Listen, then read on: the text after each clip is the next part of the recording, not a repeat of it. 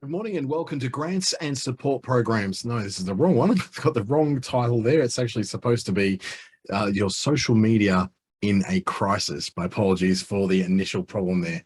My name is Dante St. James. I'm going to get underway and we'll learn more about how you can handle your social media in times of crisis. If you've got any questions along the way, please do feel free to ask. This is an open forum here. We'll have Q&A open for those of you on Zoom. We'll also have plenty of chat availability as well. So if you've got questions, please ask them along the way. If you're on YouTube and watching this after the fact, just ask your questions in the comments below. And while you're there, I'd love it if you give a subscription to either the Business Station or my own YouTube channel so we can continue to make you aware of when new material does drop in. In the meantime, let's get it underway and learn more about what your crisis management is on social media. What we're going to look at today is your values and how they shape the kind of crisis response you will have.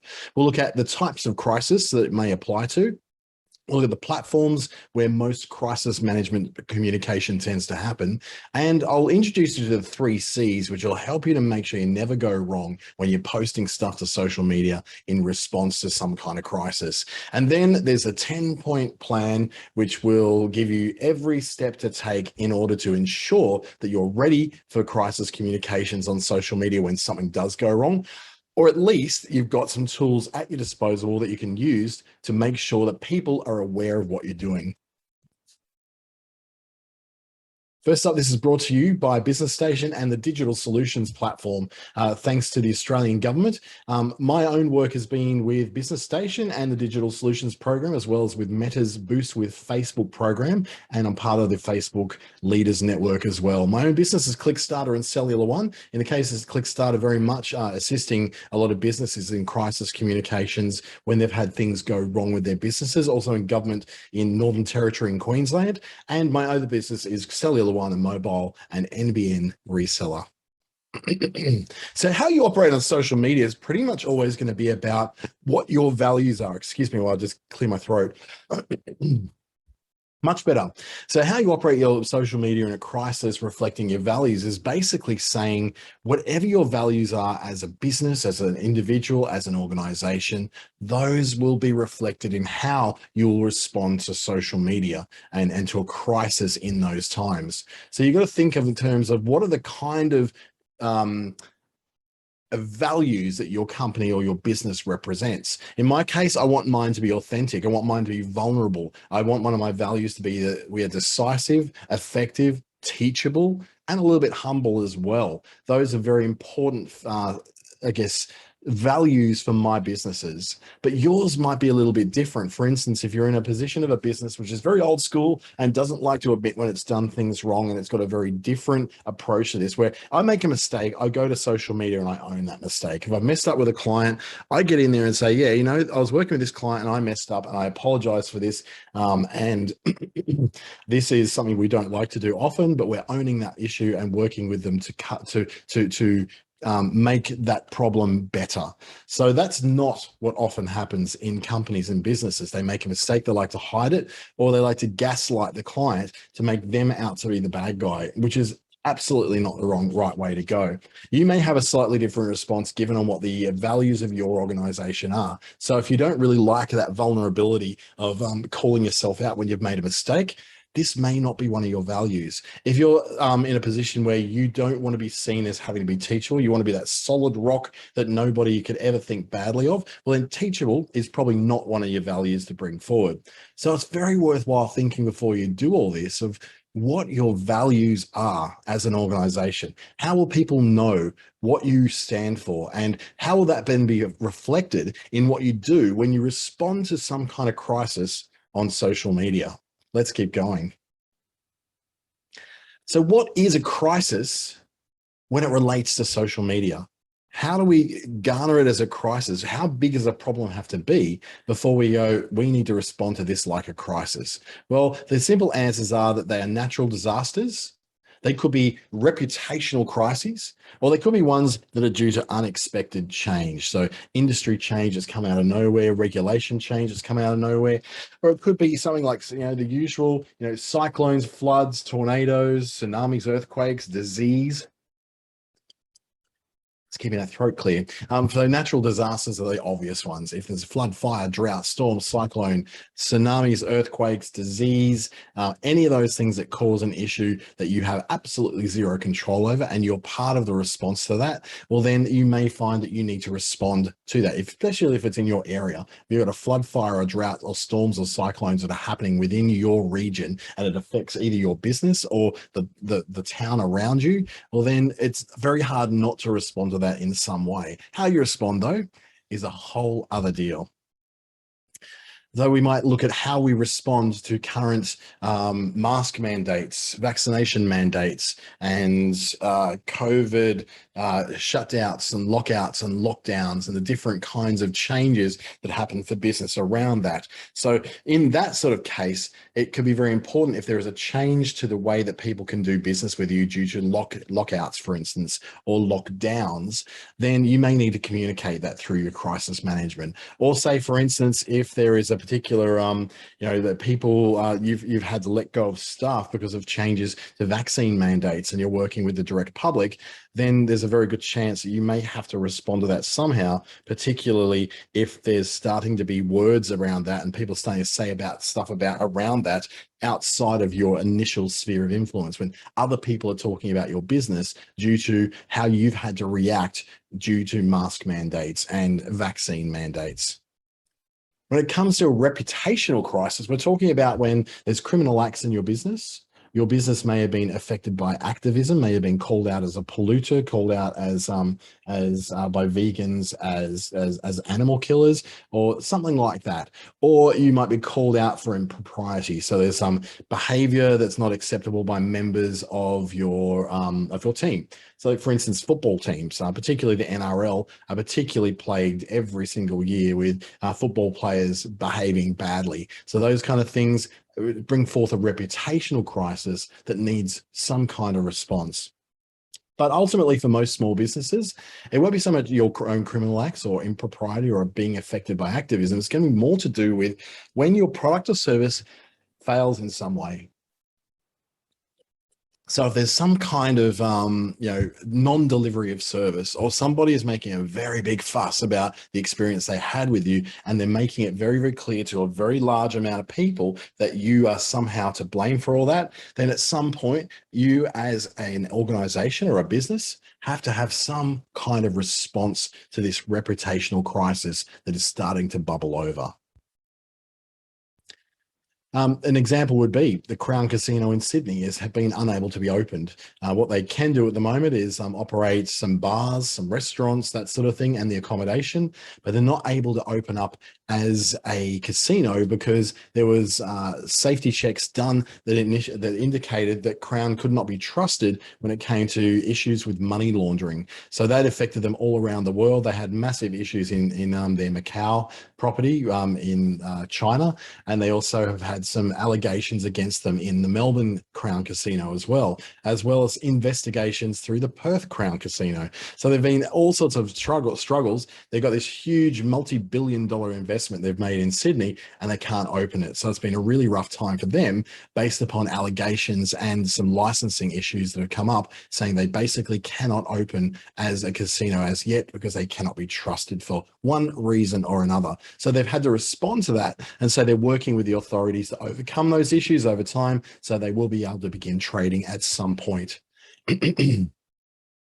The other one is unexpected change, and this is where things will change in your business due to economic circumstances. There might be some sort of downturn in the economy, a recession, things like that. It could be technology change. We certainly saw that when Uber came along and changed the way that we interacted with taxis. I don't think I've caught more than one taxi in the last probably 6 or 7 years because I Uber everywhere. I find it a more pleasant experience, far more pleasant than what it is through a taxi. And let's not even talk about the smell of taxis, but it's that technology change did have an impact on the taxi industry. Now, I don't think there's too many taxi drivers have lost work, but it certainly has been a change that has affected them. So the taxi industry responded in a certain way, which is to try and ban Uber. That has failed completely. In a couple of places in Australia, it might still be, but by and large, it's just failed completely. And the industry has had to respond. And one of those responses has been opening up their own apps that all sort of acts like Uber does, or, you know, cleaning up their act and making sure taxis are cleaner, run better, taxi drivers are better educated on where things are in towns, so that they could respond to that technology change and show that they are not just fighting and whinging about it now, but they're actually trying to work with that new technology. Unexpected change can come to your business in the form of new competition. So let's just say you're a fashion store for larger sizes. You've opened up in a mall, like a shopping center, and next thing you know, 3 doors down, another store has opened up, which is for exactly the same kind of fuller figure or larger sizes. So what's your response to this? Are you taking the high road of saying, hey, welcoming our neighbors, plus size delights to Exmouth shopping mall? We really hope together we will be, you know, serving the community with better choices for larger size women. So that kind of tweet or that kind of social media post would be a response to a crisis, even though it's a slight crisis to you because you are uncertain of where your store is going to be able to go in the future. It isn't really a crisis in terms of like the whole town is in crisis.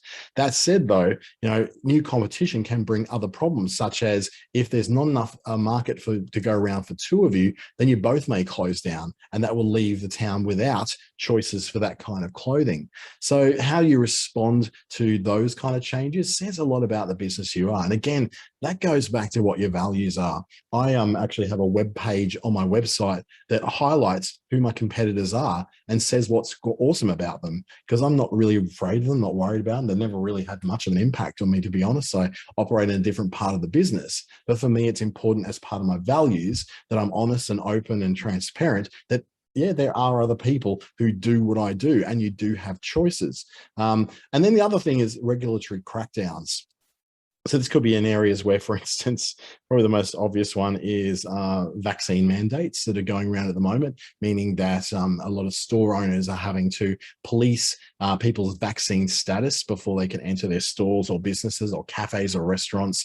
We've got that here in the Northern Territory at the moment, and to be honest, it hasn't really been much of a hassle. It just gets a hassle when it gets busy. Like we had a situation with the Nunamar Tavern where they had 300 people on the Melbourne Cup Day, and they got completely out of control, and now has become something of a potential cluster for COVID-19 after somebody came across the border and didn't declare that they'd been in Victoria within the 14 days and had COVID-19.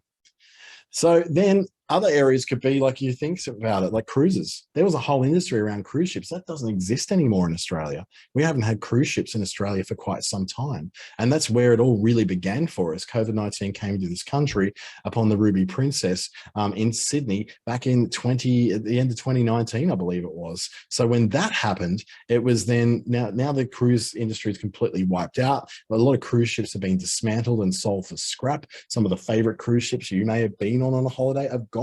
So there've had to be some kind of crisis response to that from Carnival, P&O, and other lines like the Princess Cruises and all those, where they've had to say something about what's going on and to help, I guess, to lobby themselves to get back in the good books of the Australian government to allow them to operate again. So what do you, as a small business, get to do about these things? Well, the first thing we're going to look at is the platforms. What platforms are you going to be on when it comes time to do your crisis management, your crisis response? Where are you going to make that communication, and where are you going to monitor that communication as well? Facebook and Twitter are by far and above the most popular places to have crisis communications on. Instagram, TikTok, they're not really appropriate for that kind of communication. Facebook is much, much bigger than Twitter, but these two in combination tend to be where the news is broken, where trends start to emerge, where community news and citizen journalism seems to happen as well. Now, between Facebook and Instagram in Australia, 17.6 million people are on board it. So it is by far the most big area where people will go to communicate with friends, family, neighbors, their community through groups and business pages, all the stuff that brings people together. It is by far the biggest. And it's where most of these things happen, where grassroots communities grow up around disasters, where small groups are arranged for business owners who are trying to fight back against things like mandates, or for groups to band together in grassroots civil movements to address inequality and unjust behavior by governments and corporations and individuals as well. So it's a big location for that kind of stuff. Now, whilst that's a combined number of Facebook and Instagram, it's actually probably more close to just the Facebook amount. When you got to including Instagram, you got about 20 million people in there. So Facebook by far and above bigger than Twitter, which is at 4.6 million. So way, way, way, way, way smaller than Facebook. But it is a place where news breaks, journalists, politicians, community leaders. A lot of them are on Twitter because it's where news unfolds. It's where things break. It's where it's where things seem to spread more virally very early. And once it's gone from places like Twitter, then it tends to spread onto Facebook before too long as well. One of the reasons why I think politicians and government officials like to watch Twitter is because that's also where people are who like to communicate with government and government officials and with politicians and community leaders. In Australia, though, we also have 21 million people who are very regular users, like almost daily, of Google. And Google is another place where crisis communications can happen. You might go, well, how do I do that? Well, number one, it picks up, it picks up the indexing of your website and all the information. Sorry, Google, I'm not actually talking to you. That's okay. Every time I say the G word, it's like my phone starts to wake up. So that 21 million people are on there, not just looking for things to buy and things to read and things to research, they're looking for news. So the big G tends to take on news very frequently for news sites. It may re-index those news sites as much as every few minutes to get the latest stuff into the index of Google. Secondly, you as a business are able to post news yourself. So you're able to then go into to enter posts into your Google My Business profile. That's soon to be renamed, by the way. So if you start to see it soon, Google My Business is going away and it's going to be replaced by what is called your Google Business profile.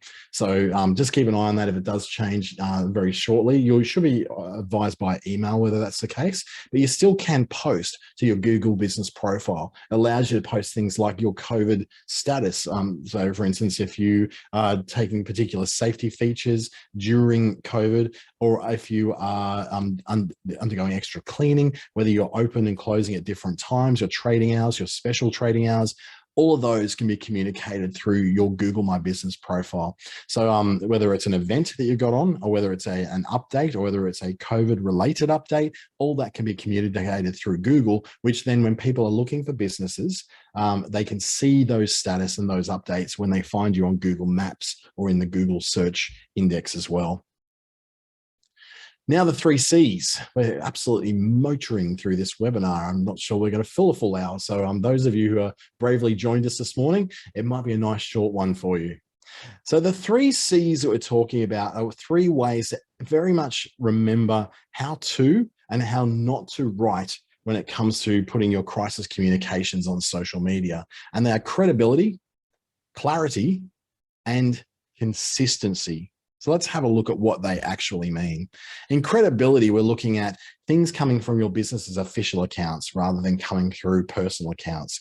Communicating as the business takes away the identification of an individual person. So an official account can be a person. If you're an influencer, you're a politician, if you're a significant person and people really know your name out there, then your official account is your name.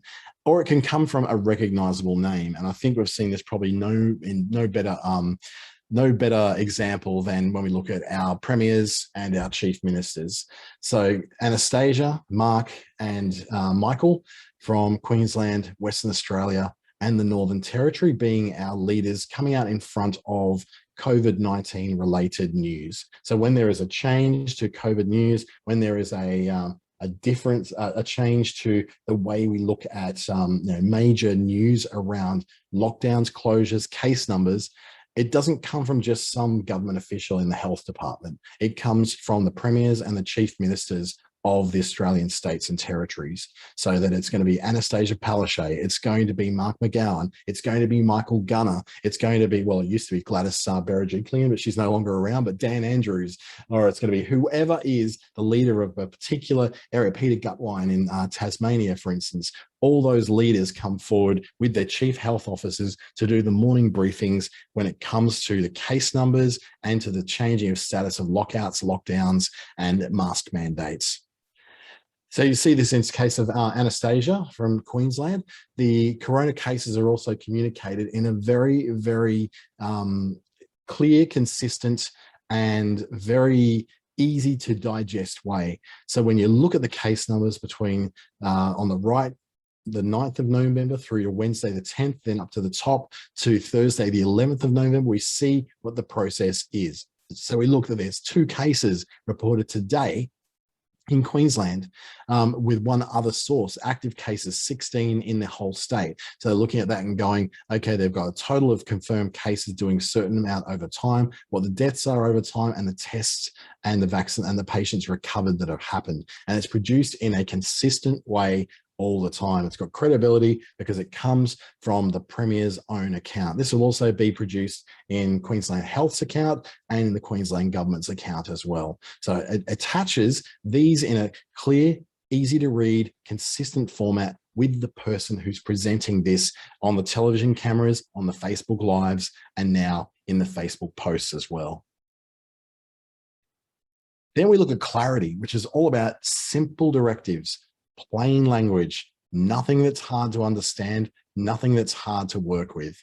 So we look at that in terms of the Melbourne region earthquake of September, where the instructions were very clear from the government and from the local councils on where to go and where not to go. And I was saying, basically, if you don't need to be in Chapel Street in South Yarra or Prahran or Windsor, stay away from those areas because there's no need for you to be there and it's quite dangerous. We're still assessing damaged buildings and making sure that things are safe so that people do not get hurt. So they had to make sure to absolutely certain whether people were going to be hurt, harmed, or in some sort of danger in the areas that were affected by the earthquake. Nothing was like that, oh, we don't really know what's going on right now. So maybe if you go down, Malvern Road and then turn into, Kooyong and then down there and Kooyongku Boulevard and then go back onto the Southeast Motorway. There was nothing that was giving you an intense instructions of what to do. It's just simply saying, if you do not need to be in that area, stay away from that area until we have assessed, and we will give you more information coming up. We saw this with the amazing case of Cleo, where the Western Australian Police Force, when they found her, when they were celebrating they found her, and when they put up the messages to show that she had been found, they kept the message simple. It was simply things such as, the miracle we all hope for, my name is Cleo, and the moment Cleo was rescued. It didn't go into lots of extra, thoughts and feelings and going into the emotions and the celebration and the reconnection of Cleo with her family. That all happened later on down the track. Who the person was who did this, that happened later down the track. What was important to be communicated to the people of Australia at that time wasn't who's to blame, what they did, and whether they got dolls in their bedroom. It was all simply about Cleo has been found. She said her name is Cleo. It's a miracle, and we've got her back where she needs to be. And that sort of easy news, that kind of really simple news kept us, I guess, captivated enough. Where you see this go wrong is where media, particularly, and I'm going to call out the Sunrise show on Channel 7 about this. At the time I was at my parents' place and they watched Sunrise, and watching the Koshi and the journalist who was on the ground in Western Australia covering this in trying to remember the name of the town, was Exmouth? Just completely lost it. And where the towns are where this all happened, that they were just making stuff up. They didn't have information. So what they were doing was making it up. just filling gaps, just trying to fill 2 hours of news time with the biggest news story in the nation at the time by just making things up and speculating wildly about things. And that's how, in the end, they were then the people who miscommunicated who the suspect was. It was someone else who had that name. They started putting up Facebook stuff about someone who had nothing to do with all this. So when you start to speculate, when you start to talk too much about things you don't know about, you end up putting yourself into a lot of danger, and that could go down the path of slander and libel. It could go down to, going down and causing loss of business to people. It can put you in a lot of legal trouble. So stick to the basics, keep it simple, and make sure that everything you're communicating is super, super clear. It doesn't go into lots and lots of extra detail that's absolutely unnecessary. The consistency is where you are often making statements, and then you need to acknowledge the previous statements you've made so that you've got updated information that's still related to the old information. This helps to remove any sort of confusion that's coming out. So if you're acknowledging your previous statements saying, at 5 p.m. yesterday, we stated blah, blah, blah, blah, blah. This morning, we now add to that information that blah, blah, blah, blah, blah. The consistency also comes when this news and when these updates for your organization or for your business or for yourself are delivered in the same tone, from the same account, and it's essentially the same person delivering it. Again, going back to our chief ministers, our chief health officers, and our premiers, all being the same person, except for when Dan Andrews, of course, did quite a nasty injury to himself and couldn't do his duties.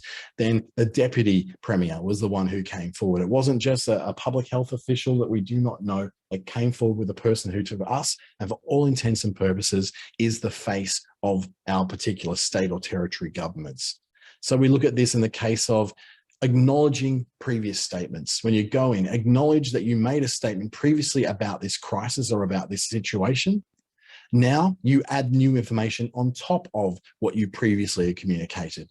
And then finally, you confirm the whole picture with the new information. So if the previous statement was that Alfred Road is closed between 6 and 9 p.m. tonight, please stay away from the area and observe all the detour signs and drive carefully. And then what happens is at 7 p.m. that the reason for the road being closed is now being removed and the street is now open again. It would be like saying, we previously stated at 4 p.m. this afternoon that Alfred Road will be closed from 5 to 9 p.m. We are pleased to announce with updated information that it will now be open again at 6 p.m. Please do drive carefully into the conditions, and for more information, go here. We confirm that Alfred Road will now be open again from 6 p.m. so that you'll be able to continue there on your regular commute home. So you're acknowledging the previous statement, you're then adding what the new information is, and then you confirm the whole picture again so that people can very easily compare what they heard before with what they're hearing now, and then you confirm it. So again, you have got that second reinforcement of the new information in the big picture. So how does that look, for instance, when we go for, say, the Northern Territory government? So the Chief Minister, Michael Gunner, was confirming that on the 7th of November, that there was something that was put out there that was not completely accurate. So on the 8th of November, it came out and said, the information which we published at approximately 5 p.m. today was factually incorrect and was published in error. We apologize. And now the correct information is below. So what they've done is keep that consistency between the look and the feel of the posts. They've got a particular way that they are looking at communicating that, and it comes out in that way all the time. Always in that blue color, always within a look and feel that looks consistent with all their previous communications. And finally, acknowledging that the previous information was not factually correct and that they have new information which you can read below. Consistency means that doesn't mean that you necessarily don't own up to your mistakes. Consistency means that you actually do own up. You say, this happened, here's the new information. And then later on the 9th, they then made sure that the correct information was delivered, but also that they were able to produce a consistent graphic that ensure that people can see that this is the official word from the government, not just something which has appeared in a Facebook group or a Facebook page somewhere that's random. So now we move on to what we call the 10-point crisis plan. And this is your plan with which to attack any sort of crises that happen in your business. Remembering that we had natural disasters, we had reputational crises, and then we also had the kind of crises that can pop up with change occurring.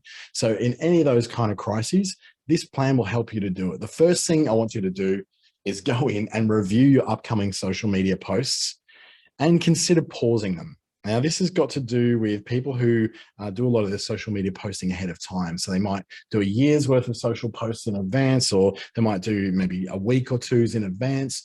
You may find that suddenly in the midst of a crisis, it's not particularly appropriate for you to be doing a Throwback Thursday post or a It's Friday post. Those things probably not that necessary when you're trying to communicate something very, very serious at a time when you need to communicate clearly, consistently, and with credibility. These things do not sort of put that forward. When things are back to normal, by all means, turn it all back on. But just while this crisis is going, maybe stick to just the facts and just the things that need to be communicated rather than all the fun stuff. Number 2, check your social media policy. Now, if you're a small business, you probably don't have one. My small business does have one because it'd be silly if I didn't. And it has certain things in it that ensure that everybody knows what their job is when it comes to responding to a crisis in my businesses. So by checking your social media policy, it's like this place you go to, which gives you the instructions. It tells you where to go and what to do. And if you don't have one and you need to write one yourself, what your social media policy is basically going to cover is the kind of material and content that's going to be posted on your website, on your social media by the company and by representatives of it. It's going to also put out behavioral guidelines on what people are supposed to do on company social media properties. Facebook, Twitter, TikTok, Instagram, LinkedIn, doesn't matter what the network is. You've got some kind of guideline that says this is the behavior that on our official channels we wish to encourage. And behavior outside of this, including putting personal agendas onto company properties, will not be tolerated. Then you go a step further into employees' own channels. We're talking about their own profiles, their own business pages, all that kind of thing.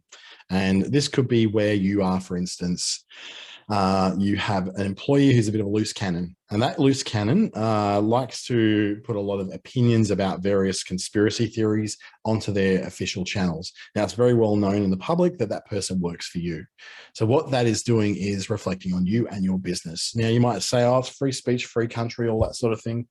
There's no Bill of Rights in Australia that guarantees you that you can say whatever you want on social media and get away with it. In Australia, unlike the US, we don't excuse the responsibility of the greater society just because I felt like doing something. Otherwise, we'd have the chaos that America's got, where everyone needs to have a gun.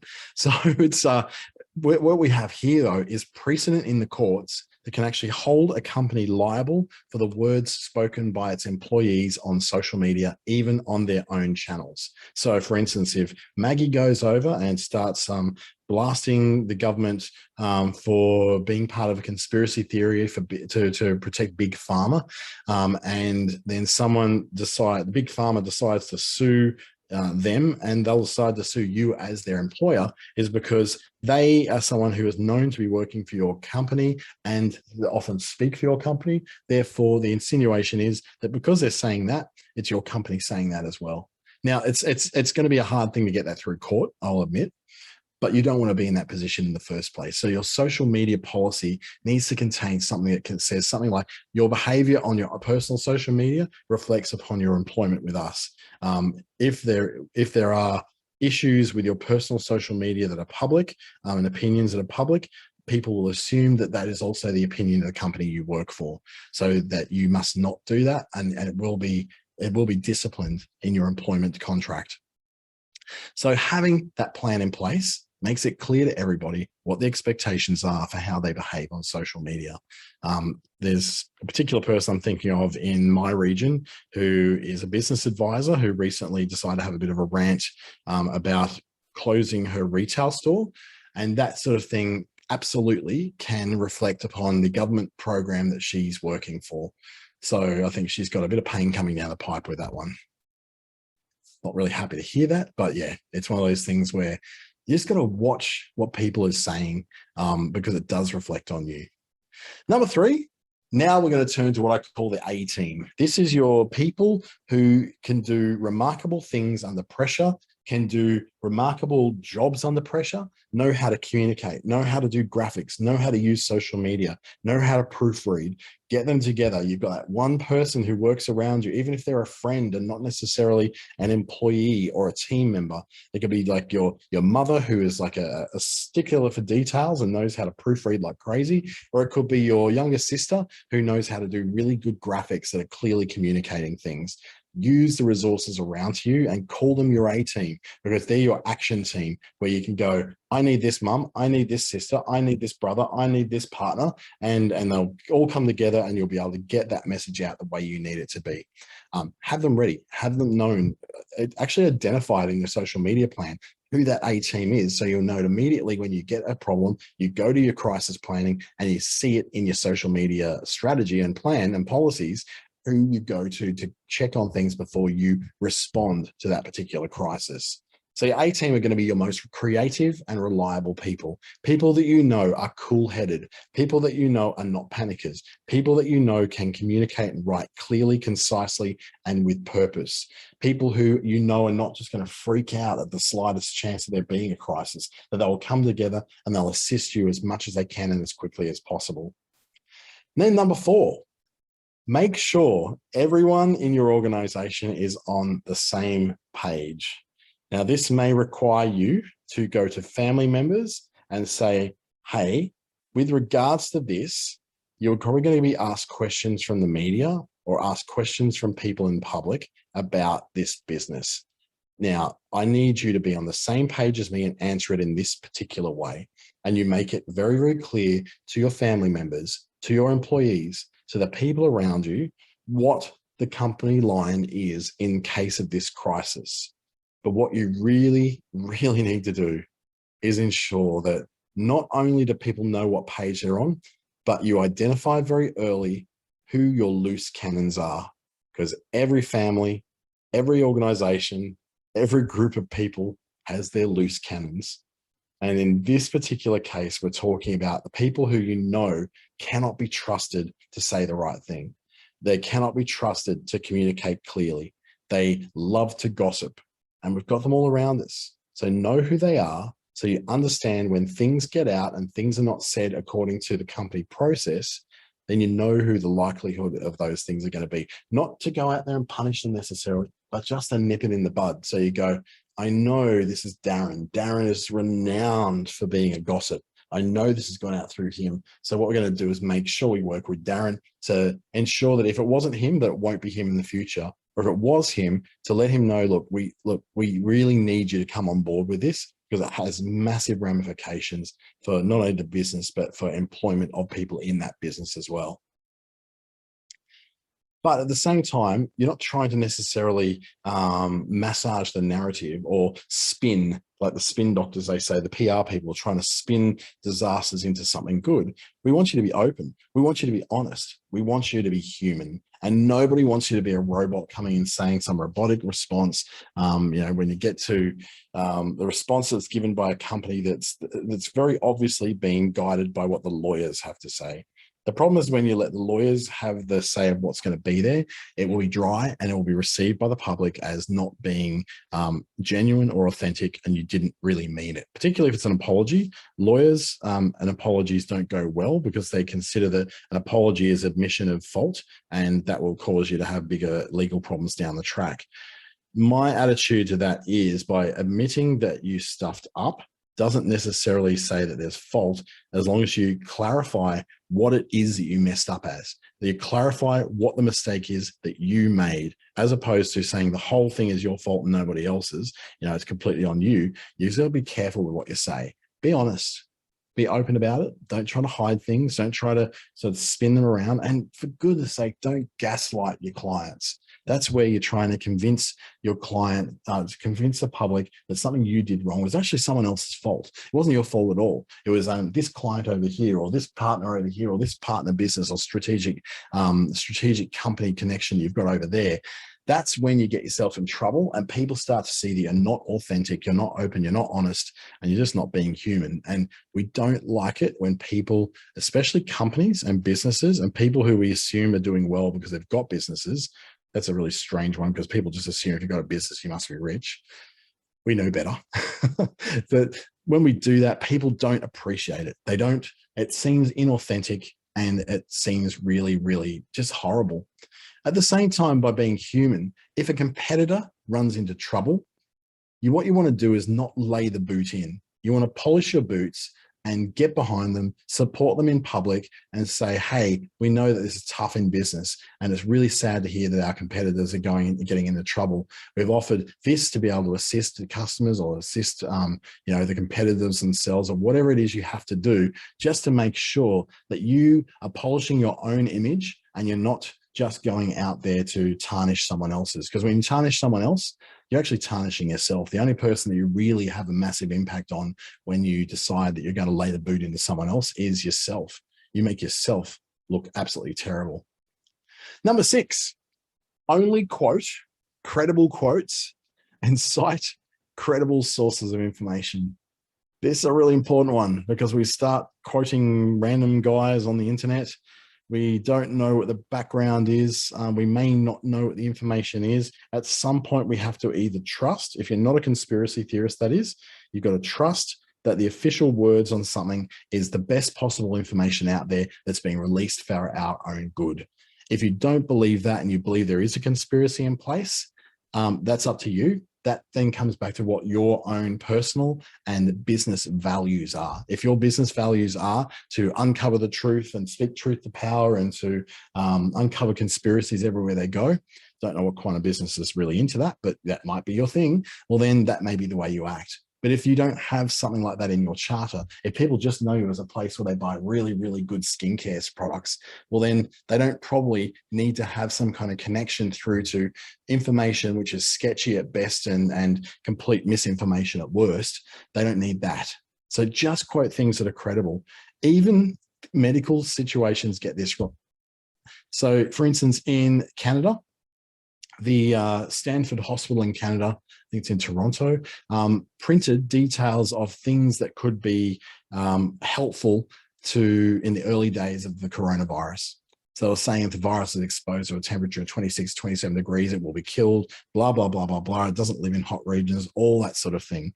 So they then very, very quickly had that shut down by people saying, this is wrong, this is misinformation. Governments came up and said, you're a hospital, you should know it's better than this.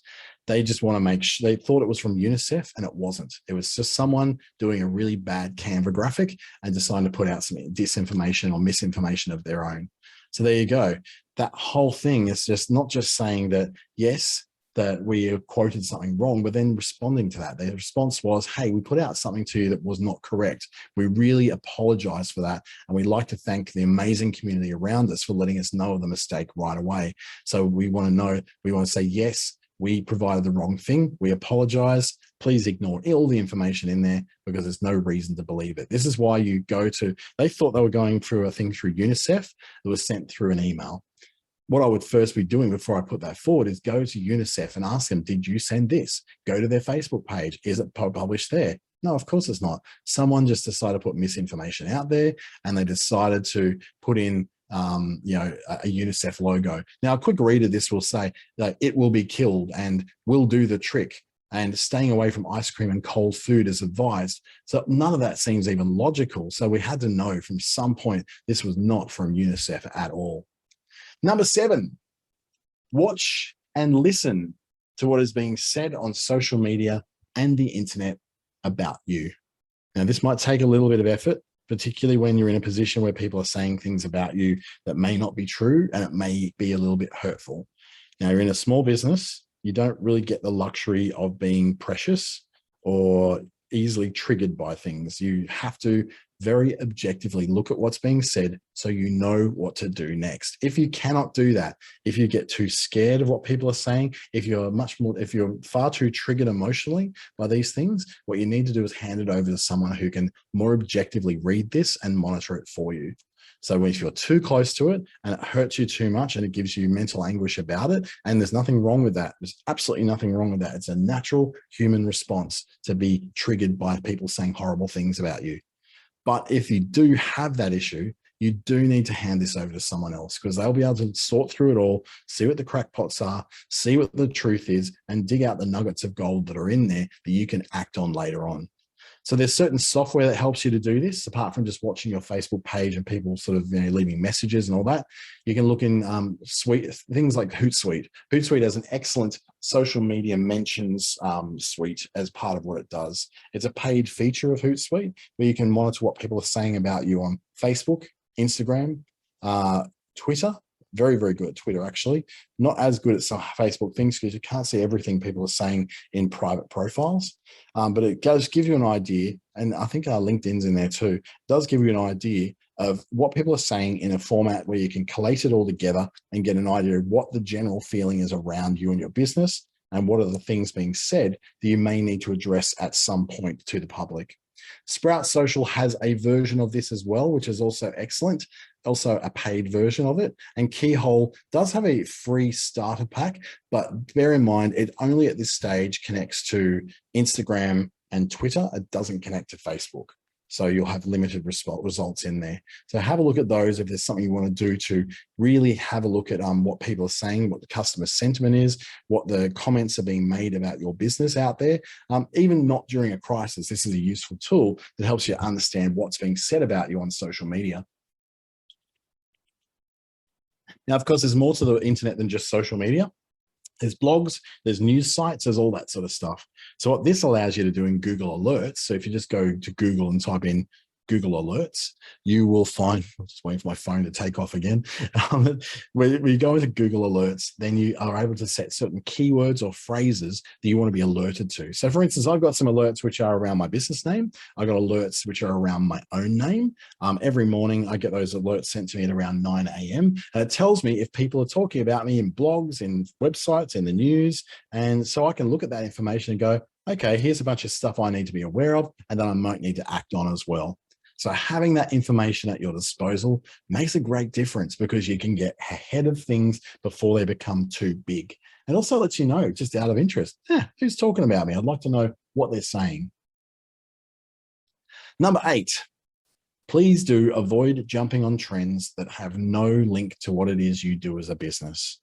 What I mean by this is probably best illustrated by influencers. Now, this is a right-wing commentator and influencer in America who lives in San Diego, who decided to hop onto the trend of helping inner city San Diego to prepare itself for potential Black Lives Matter riots that were going to happen that night.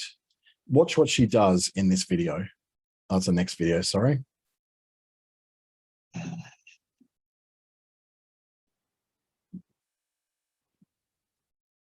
So much.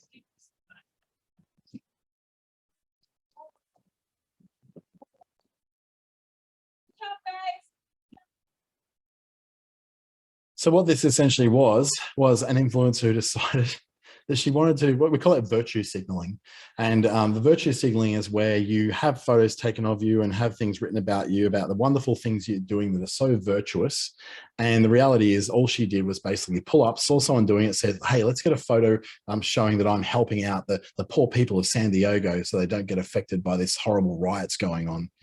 So she essentially had nothing to do with the riots, with the preparation for the riots. She decided to get out of her Mercedes-Benz and go and pose for a photo of her doing this particular act. She didn't do it. She didn't have anything to do with it, but she did that all the same, which is quite, I find it despicable, but that's exactly what's going on these days. If you have nothing to do with this, then don't be part of it.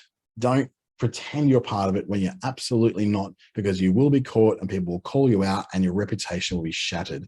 Like, for instance, when the Malibu fires were happening in California, we saw the birth of the influencer thirst trap. And this virtue signaling version is even more insidious. There's a picture of a naked, muscular man who's looking all very sad and all very bad. And while he's standing on the beach, nowhere near the Malibu fires, and saying, "This is my mood, seeing all the unreal destruction in Malibu from the fire." And we call it a thirst trap because it's like, many people go, "Oh my God, I'm so thirsty for that hot guy or that hot girl." And it's just basically, it's just an excuse for someone to take a hot photo of themselves. Like, for instance, hashtag Pray for Malibu has got someone in activewear showing their butt. Pray for California has got someone wearing a short skirt in the breeze and it's going, "Look how cute I look." And then in another case where you've got, hashtag California, hashtag Malibu, hashtag SoCal, hashtag Pray, and saying, "My heart is with them in Malibu," is a chance for you to show off your abs and your great gym body.